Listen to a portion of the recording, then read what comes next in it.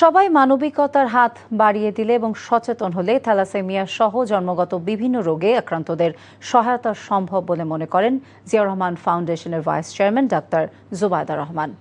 রাজধানী engineers institution মিলনায়তনে Bangladesh thalassaemia সমিতি আয়োজিত স্বেচ্ছায় রক্তদাতা সম্মাননা অনুষ্ঠানে তিনি এই মত দেন। থ্যালাসেমিয়া সহ জন্মগত বিরল রোগে আক্রান্তদের জন্য দেশব্যাপী একটি ডেটাবেজ গড়ে তোলার ওপর জোর দেন ডাক্তার জুবায়দা। বলেন, একটি ডেটাবেজ প্রস্তুতের পথে এগিয়ে যাওয়া এবং এজন্য রেজিস্ট্রার অনুসরণ করা প্রয়োজন। রোগ শনাক্তের পর থ্যালাসেমিয়া রোগীদের সুনির্দিষ্ট ক্যাটাগরিতে বিভক্ত করারও পরামর্শ দেন তিনি।